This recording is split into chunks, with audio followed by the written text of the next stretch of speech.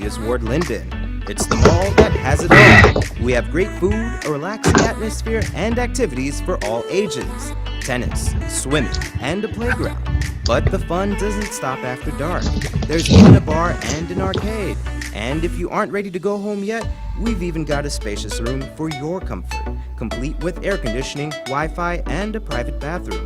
The Toucan Mall can also facilitate your event in our spacious conference hall. We also have a theater with films for the entire family. It's the Toucan Mall located in Amelia's Ward, Linden.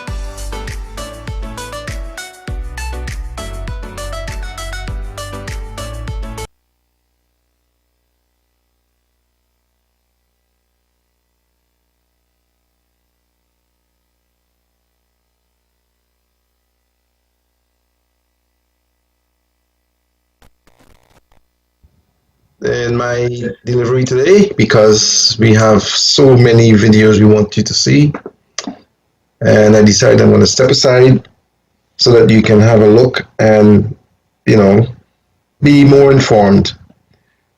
I just want to say that I would want to express condolences to the family of Max.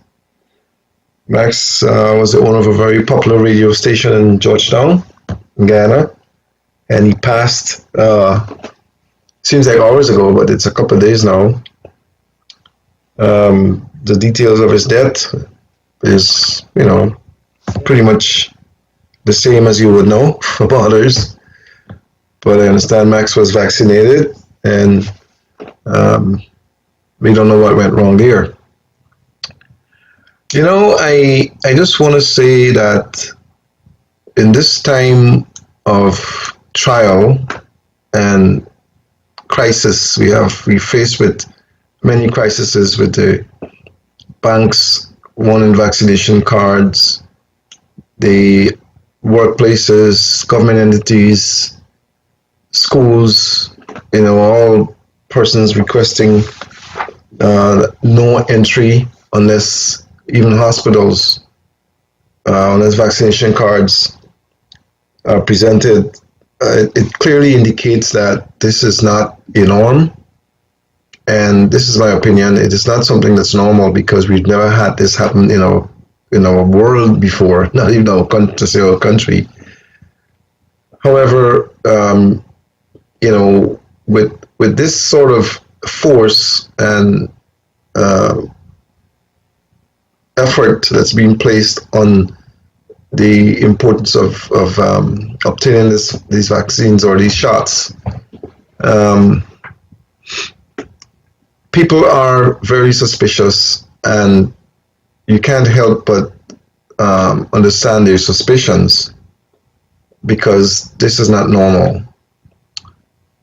I want to say to you that the power is in the hands of the people. In any country, with any government, under any circumstance, power is in the hands of the people. And if people in masses are doubtful about something, then it needs to be addressed in a different way so that they can be made to understand that for whatever reason, this is what needs to happen because of whatever reason you want to give that is sensible, to have them understand your purpose or why you're so driven to achieve whatever the objective is. But until then, you're going to have serious resistance and people are going to be skeptical, and you're going to have some problems. All right? I'm hoping that we can resolve matters sensibly wherever it occurs and that good sense will prevail.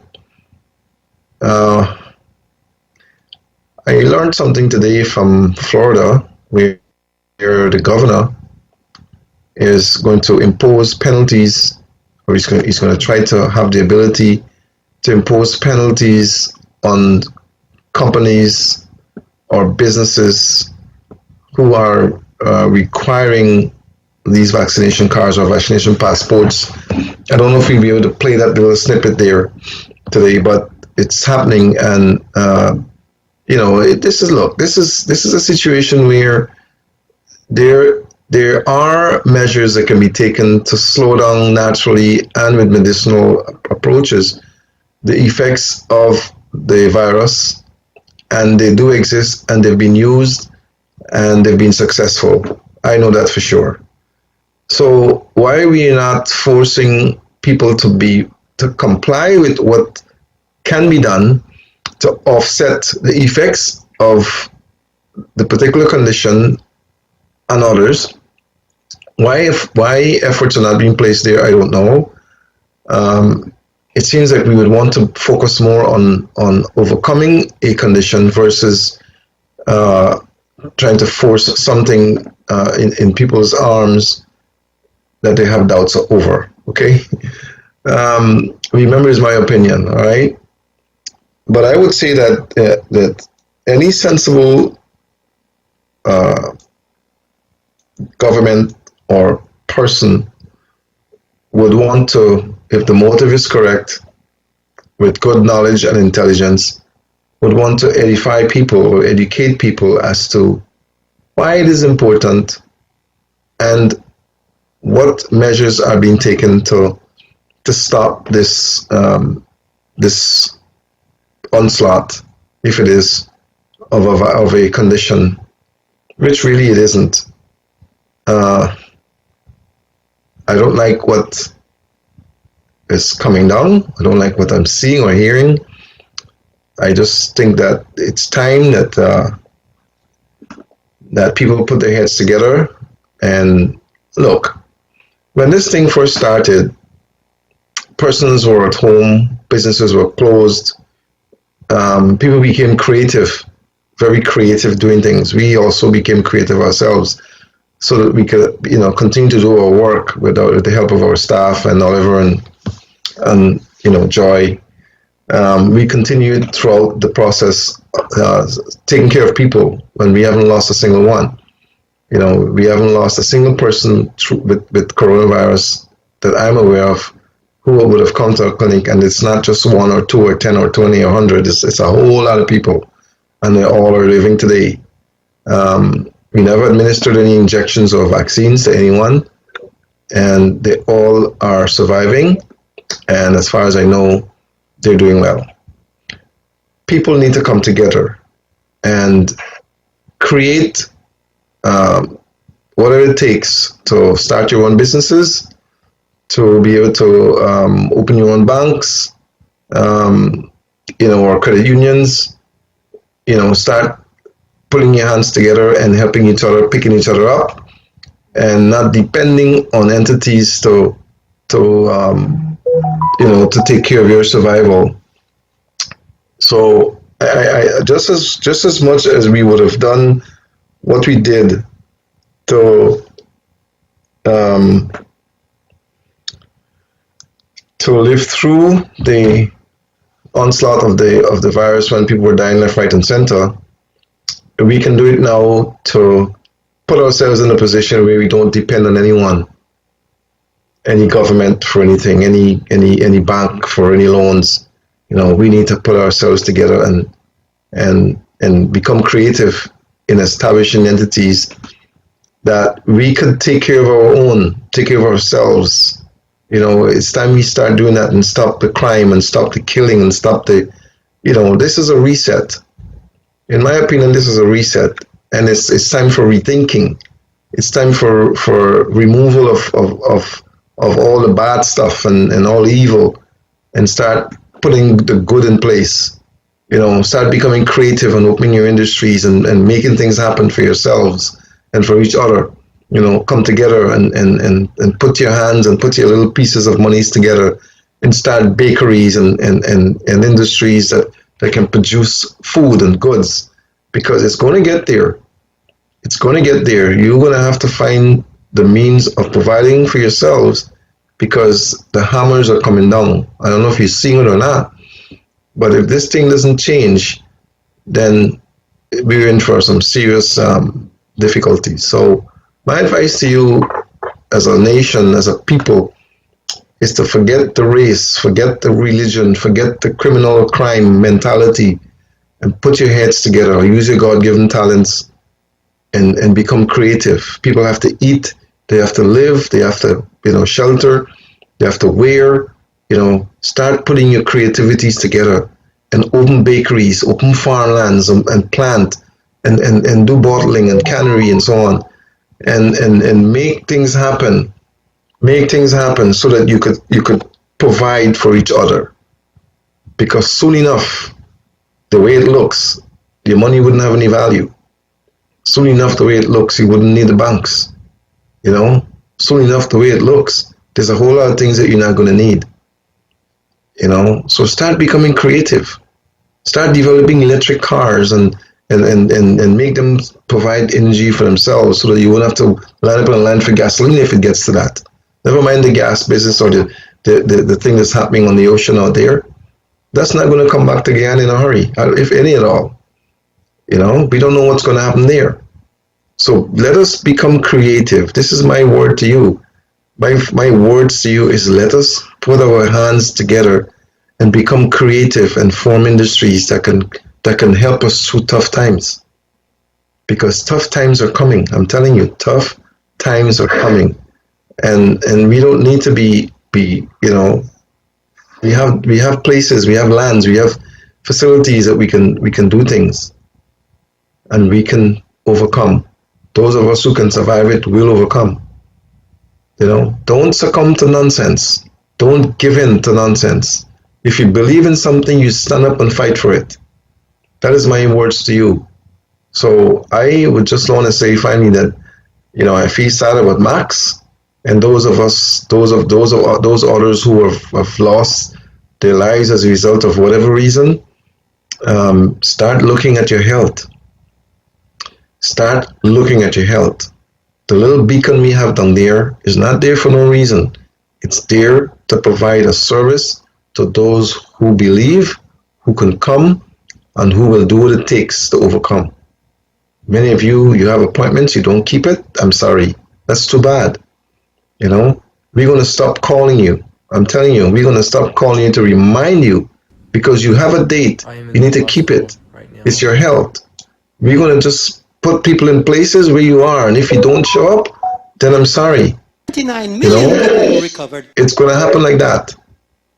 People need help, and we're denying them the opportunity of being seen because of others who were there that don't even call to say I can't make it or have a problem.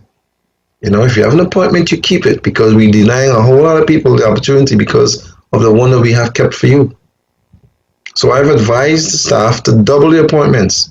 Those persons who want to see us, take the appointments and put them next to those who are there. And if they don't show up, that's fine. You need to call us and say that I'm coming, I'll be there. We shouldn't have to call you to remind you. It's going to happen like that because too many people are being denied the opportunity to get help that needs help. And many of you are sitting there and you feel okay, but you need to let us know, look, I'm not going to make it on my next appointment because of X, Y, Z. So it's going to take effect immediately. I advise the staff to duplicate the appointments. Those who want to see us, put them next to those who are there. If they don't show, that's okay, because you have someone who would have taken their place. That will take effect immediately. If you can't make it, you let us know. You can't make it. But again, I'm saying to you, put your hands together, hold one head, and do what it takes to achieve the objective that you believe is the right objective. Make sure it's the right one. And don't play with people. Don't play. This is not a time to play. These are serious times. Okay? All right. I want to tell you so long. Take care. And when you're coming to the clinic, walk with your printout. Walk with your printout.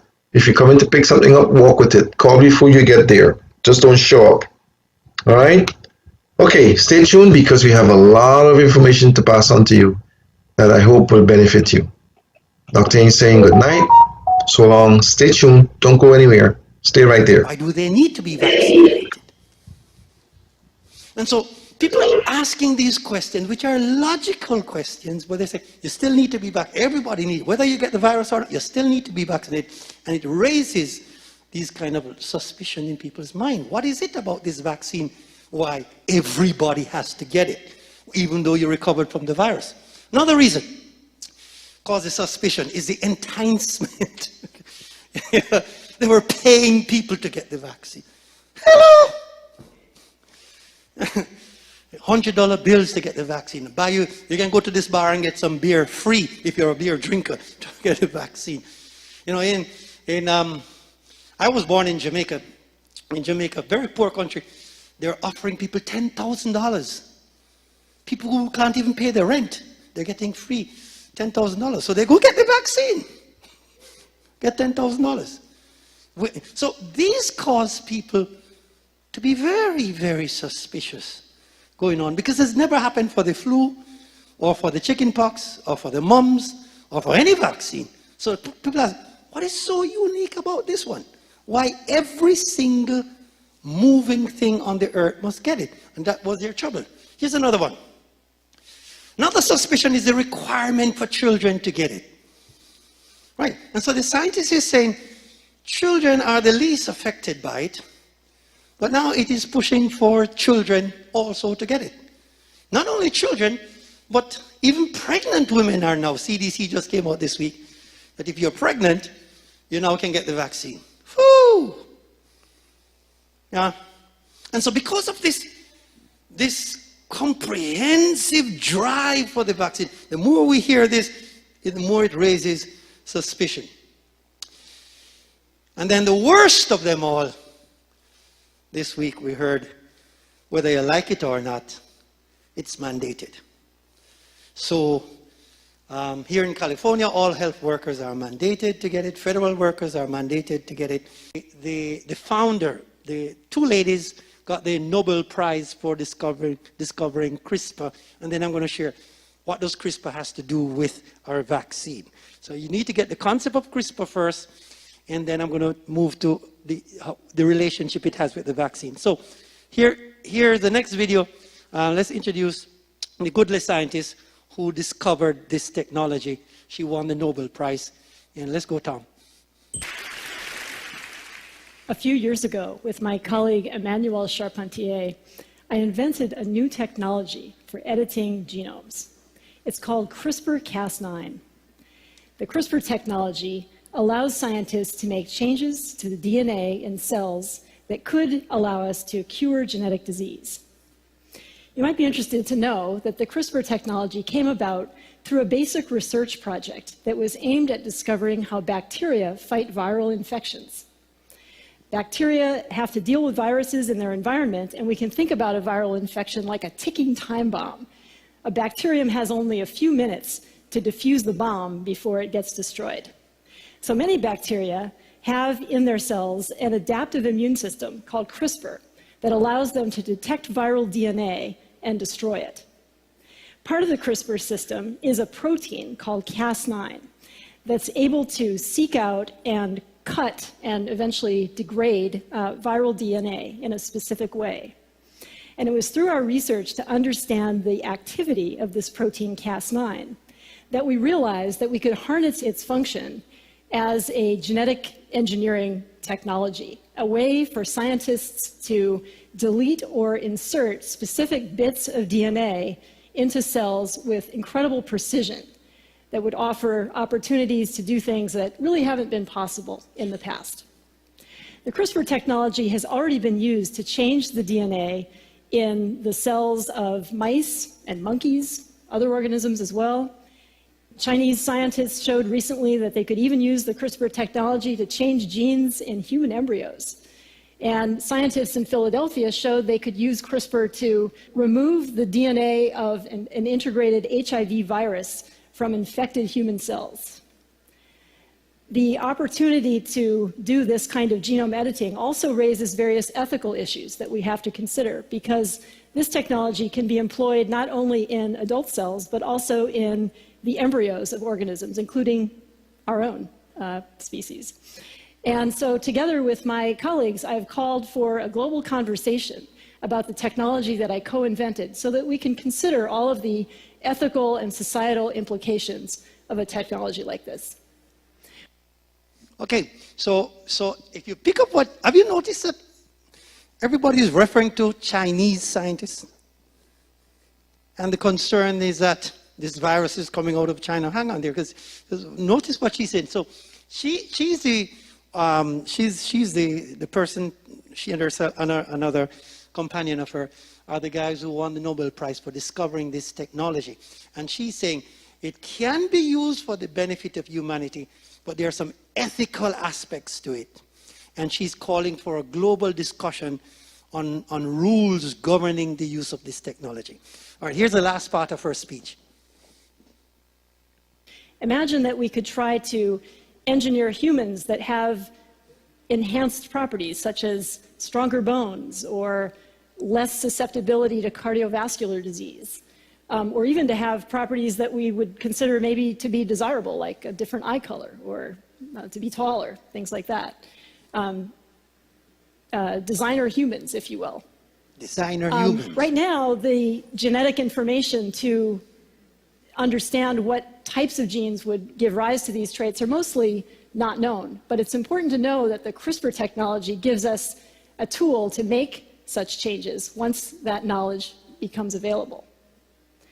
This raises a number of ethical questions that we have to carefully consider. And this is why I and my colleagues have called for a global pause in any clinical application of the CRISPR technology in human embryos to give us time to really consider all of the various implications of doing so. And actually, there's an important precedent for such a pause from the 1970s, when scientists got together to call for a moratorium on the use of molecular cloning until the safety of that technology could be tested carefully and validated. So, genome-engineered humans are not with us yet, but this is no longer science fiction. Genome-engineered animals and plants are happening right now.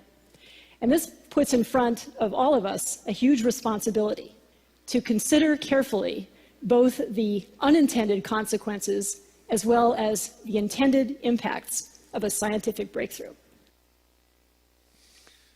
All right, so her concern is that it may be used to design human beings. This is serious stuff. So what are the issues for us then, as a church? Should I take the vaccine? And the question is, we're not in a position to tell you. That's going to be a personal choice that you have to make, right? You have to weigh all the consequences and make your choice. But I think we as a church have a responsibility to share information, and then you use that information to make your decision. Watch me. This is important. Muy importante. Watch me. All eyes on me. All eyes on me. All eyes on me. I'm going to make it simple. In the very same way that scientists were able to discover a gene in your body that's responsible for different things, the things you like, the way you look, they have also discovered a gene that is responsible for your worship and your delight, anything religious, anything you enjoy that is religious. They can track a gene that that is associated with people who love alcohol, for example, right? So in the very same scientists, they've used to identify, this scientist has been able to isolate the gene in our body that allows us to enjoy anything spiritual, worship or anything like that. And you're going to see how they do that. And he wrote a book on it called The God Gene, Have Faith Hardwired, right?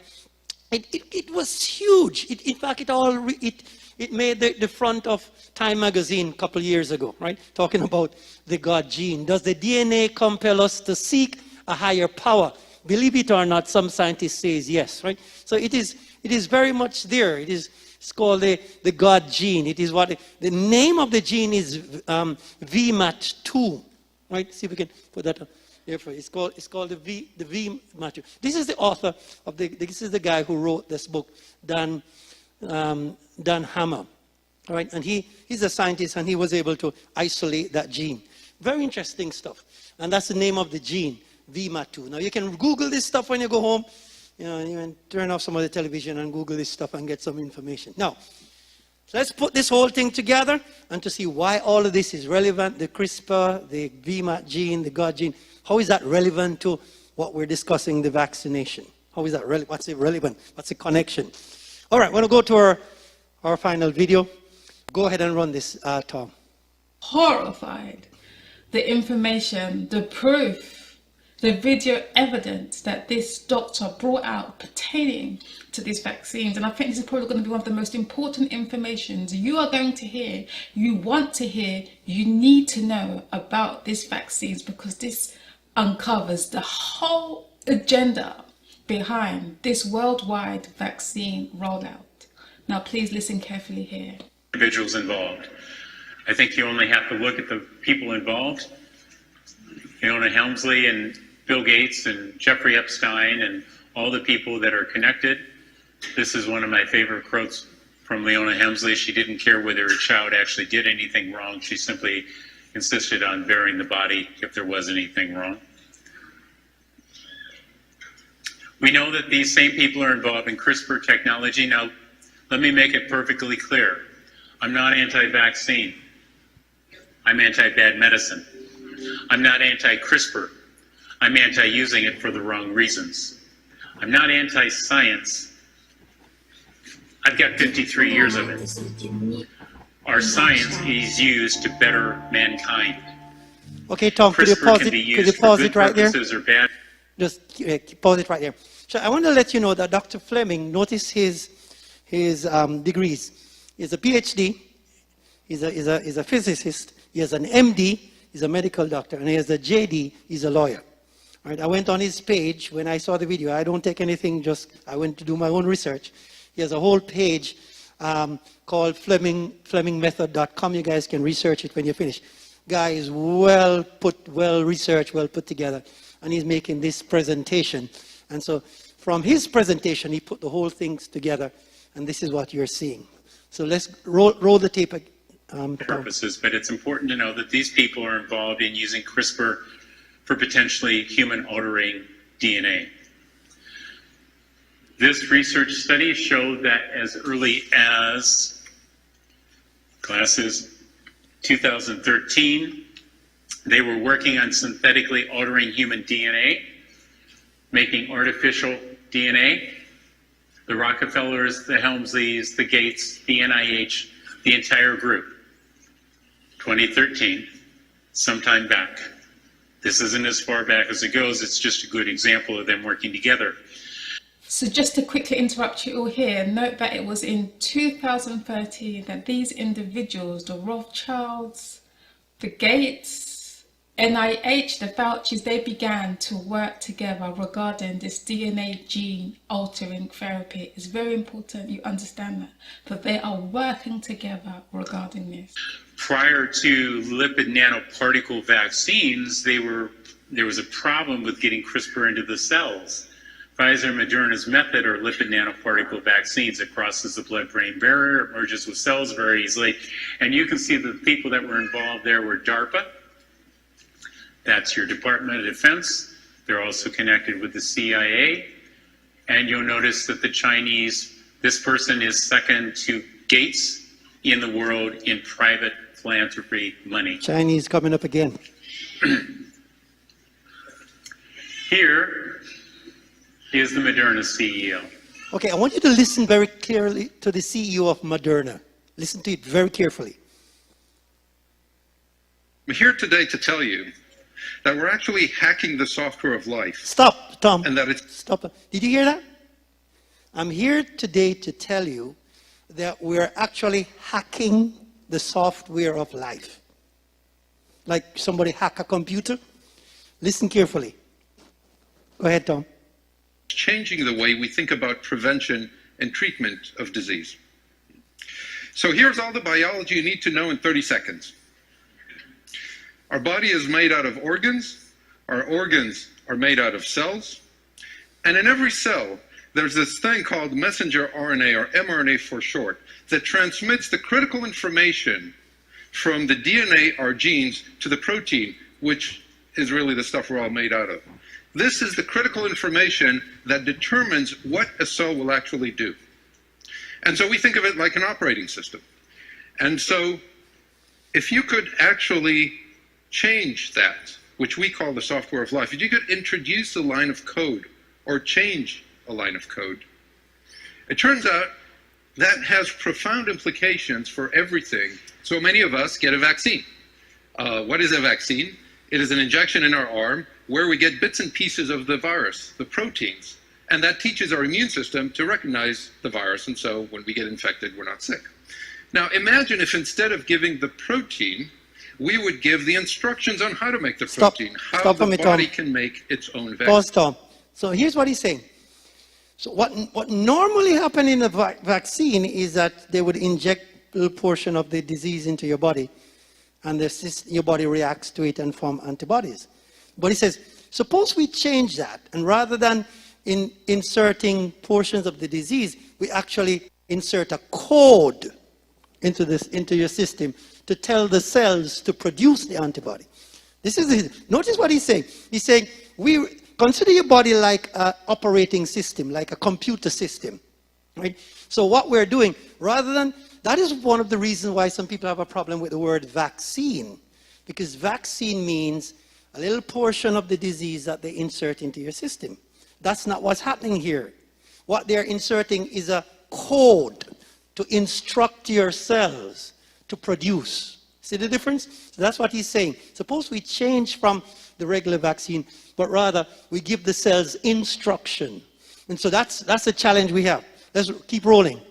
Tom? That's an mRNA vaccine, and here's what it looks like from the cell. So the traditional approach has protein floating around your cells. An mRNA vaccine approach has the cells themselves in your own body making the vaccine. What's more alarming, a stranger prowling the neighborhood or somebody who just broke into your ground floor and tripped the alarm? That's what happens with an mRNA vaccine. You've tripped the alarm wire, and now the cell is dialing 911. It's calling the police at the same time as it's making the protein and saying that's the bad guy. If you think about what it is we're trying to do, we've taken information and our understanding of that information and how that information is transmitted in a cell, and we've taken our understanding of medicine and how to make drugs, and we're fusing the two. We think of it as information therapy. All right. Let's listen to what Bill Gates thinks about this. You know, this is a huge challenge. We've always known that the potential for either a naturally caused or intentionally caused pandemic Pause for me. Tom, did you hear that? I'm sure you didn't. I had to listen to it a couple of times. Anybody heard what he says? What did he say? We have always thought about a naturally caused pandemic, or what?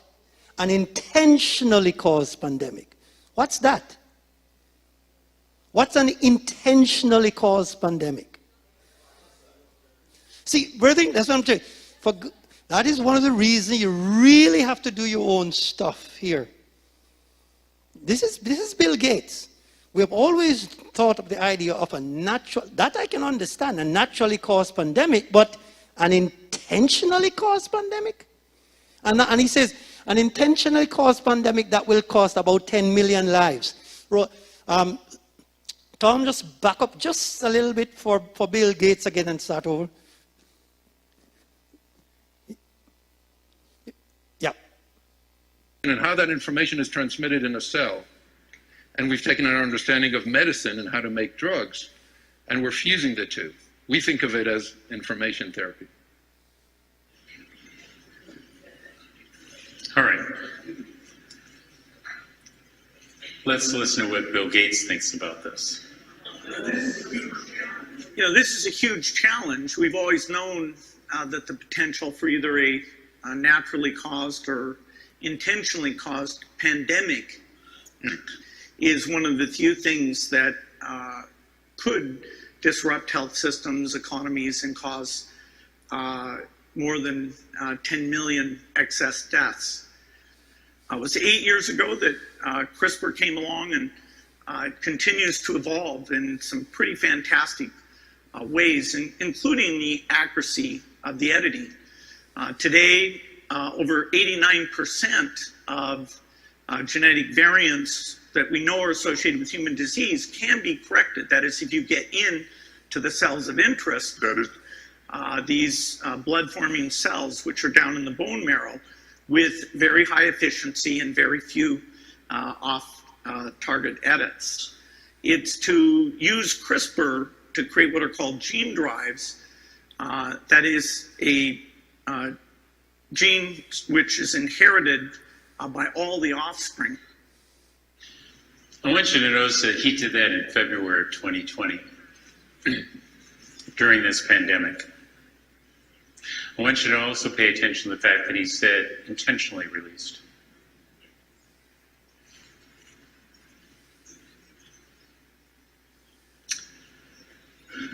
This research shows that they've used this technology to intentionally silence your genetic material. The pre-purposing of endogenous retroviruses, you would recognize those as HIV, a retrovirus.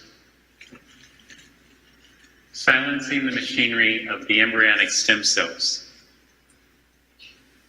to stably silence 3 highly expressed genes. In other words, for the purpose. Pause for me, Tom. So what he's saying is that they're using CRISPR to silence 3 specific genes in our body.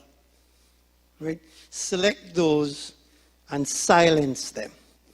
And you begin to see which genes are under the gun and watch the flow. So he's telling you that's his research has proven that's the goal, that's the objective. Okay, Tom, roll on.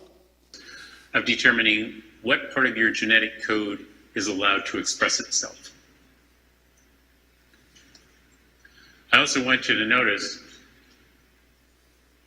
that it's resistant to your immune system responding to it. Bypassing your safety features to protect you from something coming from outside of your body.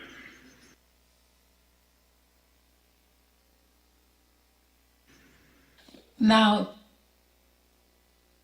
this answers the question. I mean, the real question pertaining to why Bill Gates, who is a computer guy, who managed Microsoft, one of the biggest IT companies in the world.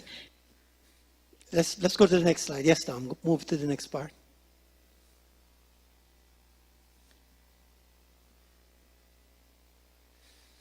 Okay, we're gonna present the last section of this video.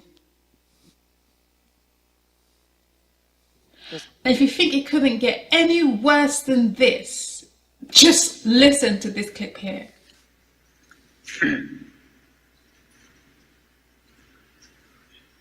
This is at the Department of Defense in the Pentagon.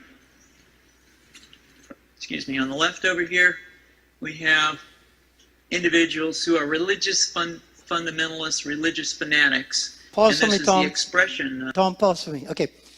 This video was leaked out of the Pentagon. It's on YouTube. I have all these videos I was able to search for myself, and you can search it up when you go home. Right? This was leaked out of the Pentagon. Notice the date. The date there is 13th of April 2005. Okay? All right.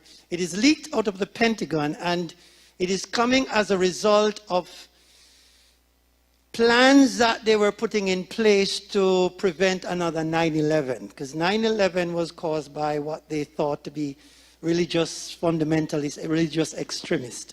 So it was an idea of how to stop religious extremists from 2005. So just back up a little, Tom, to the beginning of this video, and you're going to see how the whole thing come together. Start over. Yeah, go ahead.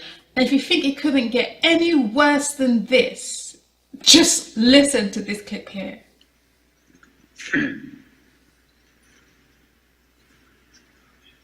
This is at the Department of Defense in the Pentagon. Excuse me, on the left over here, we have individuals who are religious fundamentalists, religious fanatics. And this is the expression, RT-PCR, real-time PCR expression of the VMAT2 gene. Over here, we have individuals. So let me complete. So over here, we have individuals who are not particularly fundamentalists, not particularly religious, and you can see there's a much reduced expression of this particular gene, the VMAT2 gene. Another evidence that supports our hypothesis for the development of this approach. What you see here is by spreading this virus, we're going to eliminate individuals from dawning on a bomb vest and going into a market and blowing up the market. So our hypothesis is that these are fanatical people, that they have overexpression of the VMAT2 gene, and that by vaccinating them against this, we'll eliminate this behavior. Pause. Did you get that? Did you get that? The thinking is that religious extremists, religious fanatical people, have an overexpression of the VMAT2 gene, the God gene, all right? And by vaccinating them, we can reduce that. We can silence the gene that is responsible for religious expression and religious delight. Now, this is serious stuff. Now you understand why my blood ran cold, right? And this is from 2005 in the Pentagon. Now, their motive may have been good because they may have thought that, we need to, how do we control all of these people in the Middle East who are so religious fanatic?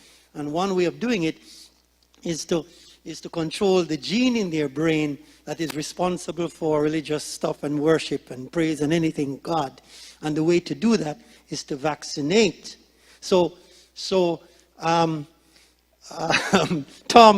roll the tape again for me. So we have some very, very remarkable data in this next slide. Here we have two brain scans. These are fMRIs.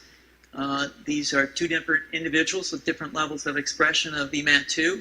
On top is an individual who's a religious fanatic, an individual, and we've repeated this numerous times, that has high levels of VMAT2. Now, this individual down here who had low levels of the VMAT2 gene, this individual would self-describe as not particularly religious. In each case, these individuals were read a religious text.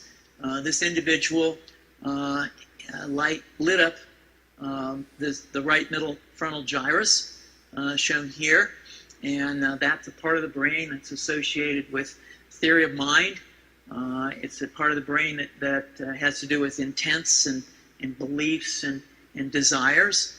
In marked contrast, here's an individual who would not particularly self-describe as religious, and when they're read a religious text, what you see is that this part of the brain called the anterior insula lights up. This is a part of the brain that's associated with disgust or displeasure on hearing something. So you're suggesting I take a CT scan with me when I'm evaluating people to determine whether I put a bullet in their head?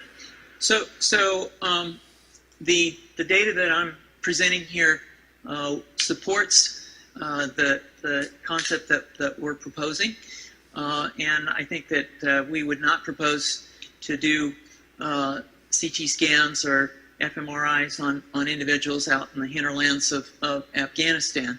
The virus would immunize against this VMAT2 gene, and that would have the effect that you see here, which is it's essentially to turn a fanatic into a normal person. Pause. And we think. Pause. Did you get that?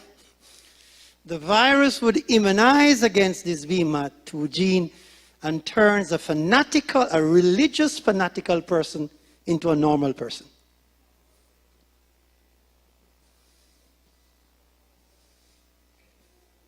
So the idea of changing religious expression, they're using the virus. That's what is being done. The virus will be used, they use immunization. Now you understand how the CRISPR technology become function, because the CRISPR technology allowed them to identify the genes. Now you understand that the vaccine, as the CEO of Moderna explains to us, is a code that is sent to the cell. Right? So through that process, they can now target the genes that is responsible for anything godly, anything religious, and silence it. And their intention was to try change religious extremists. Let's roll. Continue, Tom. That will have major effects in the Middle East. How would you suggest that this is going to be dispersed and share us all? Well, so the present plan and the tests that we've done so far have used respiratory viruses. Pause. such Did you get as that? You guys have to listen carefully. If anybody talking to you, tell them don't talk to me right now. So play that back again for me. So they're asking, the plan we have is to use respiratory viruses. That's what he just says, to carry out this mission. So play that again, Paul. Respiratory viruses, such as flu or rhinoviruses. And we believe that that's a satisfactory way to get the exposure of the largest part of the population. Most Good of pause. us, of course, have had. We feel that that's the best way to get the exposure to the largest portion of the population, to use a virus. Now, if this don't scare you, you're not a human being. So now you can understand when he talks about the potential for intentional pandemic. You get a point? Yeah, because this was planned this was on the chart from 2005. All right? Keep rolling. Have been exposed to both of those viruses. And we're quite confident that this will be a very successful approach. This is fascinating. What's the name of this proposal? Yeah, so the name of this project is FunVax, which is the vaccine for religious fundamentalism. And you have a proposal already? The proposal has just been submitted, and I think that the data that I have shown you today would support the development of this project, and we think it has great promise.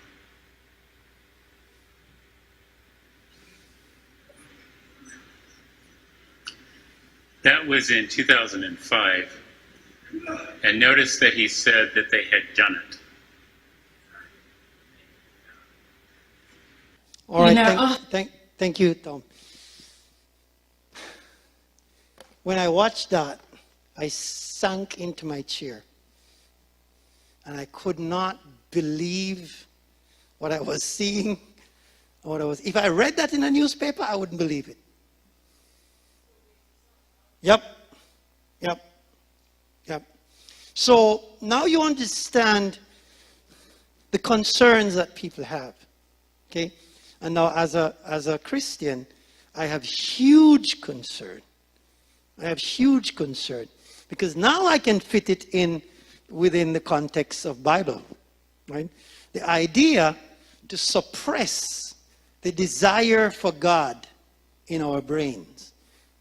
The idea to sing, just as how the technology single out the gene that is responsible for what, they can single that gene out, send a code to it, suppress the desire for God. And we're left back with a world that is completely godless.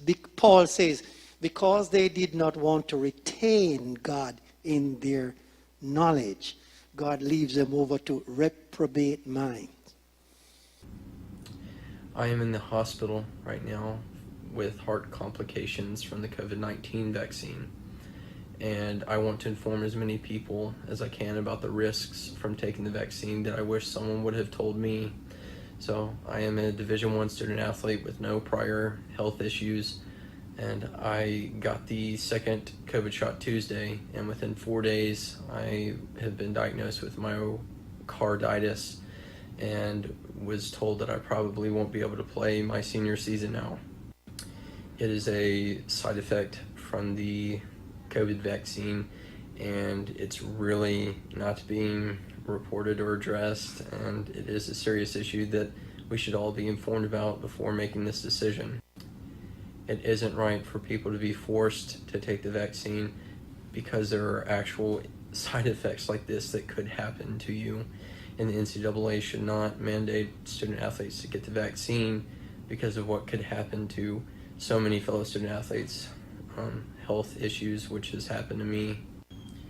Everyone should be informed of the side effects, and no one should be forced to take something that could cause what has happened to me, and no one knows the long-term effects of what's possibly going to happen from this. And it's kind of uncharted territories because everyone else with the same heart issues from the vaccine as me, we're all being tracked and monitored. We're basically like test subjects from the vaccine. So it's a very serious issue that really needs to be spread. And I've spoken with some other student athletes that have also had to have either heart surgery or have had heart issues from this, and it's very scary stuff. And a lot of people in our age group apparently are at higher risk for heart issues from the vaccine, and it really does need to be talked about.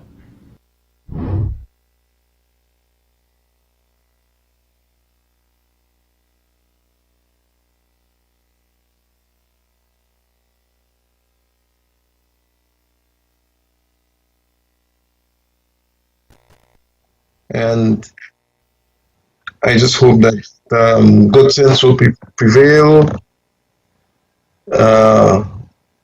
I hope that we would have edified you somewhat, or I should say, presented some information that you could ponder, look at, go through your Bibles, go through your Revelation, look back at things and see if this is something that is giving us an indication that we are going fast along the path to end times. It seems that way. But again, I'm going to say that it is important for persons to understand that you cannot be careless. You cannot take things for granted. You don't want to say that this coronavirus is whatever you think. Okay, it does exist, and you still have to take your caution. You have to take your precautionary measures. You have to make sure that you enhance your immune system, protect yourselves, and build the wall, as I keep saying, that can help you to resist the onslaught of not just the coronavirus, but pretty much any virus. And as far as the children are concerned, you need to continue to educate them and teach them the importance of sanitizing and washing their hands, because there's a dangerous virus out there that is in the midst. It's out there all the time. It is called the adenovirus, ADENO, adenovirus. And you can look it up. It's a fecal oral transmitted virus. There are a few of them, but that is a dangerous one that's transmitted in the classroom from child to child. And this is a virus that also brings on symptoms that could make you believe it's the coronavirus.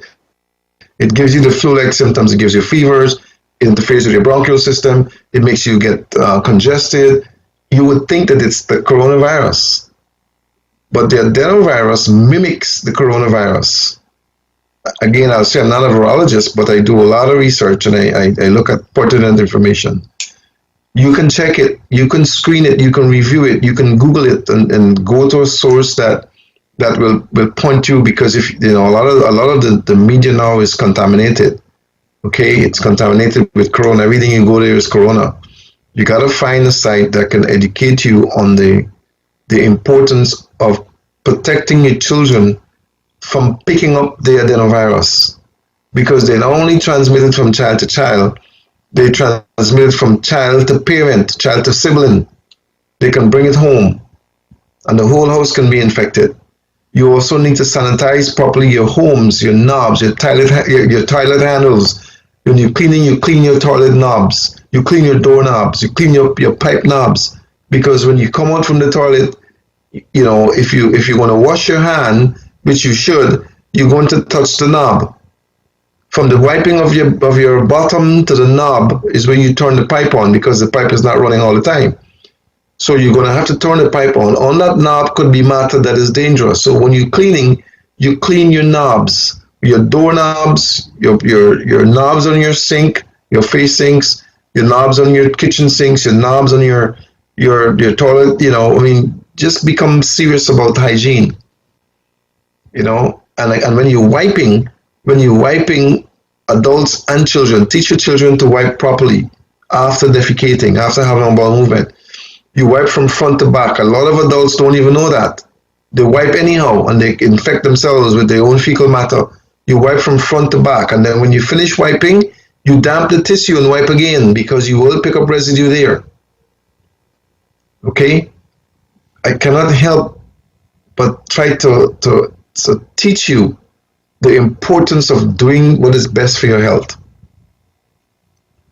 Anyhow, time is up. I want to thank you for looking on. I hope you learn. I wish that you can probably record some of that and play it back and listen to it again, because it's important. I think, if it's permissible, we'll play it back at some point for those of you who would have missed it. But anyhow, just be careful, be concerned, start thinking about what you can do to help each other, not hurt each other. Come together and make things happen. Become creative. Start thinking about how you could come together and start your own banking system and all of that. Follow the right procedures. Put your money away. You don't need, you have to become creative. You have to become creative because the laws are going to be stuck against you. Okay, and remember, the power is in the hands of the people. Never forget that. The power is in the hands of the people. If no one goes into the bank is going to fail.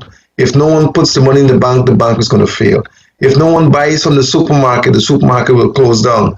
If no one gets anything from if no one goes to the government jobs, if no one goes there, they will have to close it down. The power is in the hands of the people. I'm not saying these are things that you do, but you have got to use your abilities to create the niches that you need to survive. Start thinking about survival. Dr. Haynes saying good night. God bless you. Happy birthday to all whose birthdays are today and coming up and all that. God bless you. So long. Looking for a place for the whole family? Come down to the Toucan Mall in Amelia's Ward, Linden. It's the mall that has it all. We have great food, a relaxing atmosphere, and activities for all ages. Tennis, swimming, and a playground. But the fun doesn't stop after dark. There's even a bar and an arcade.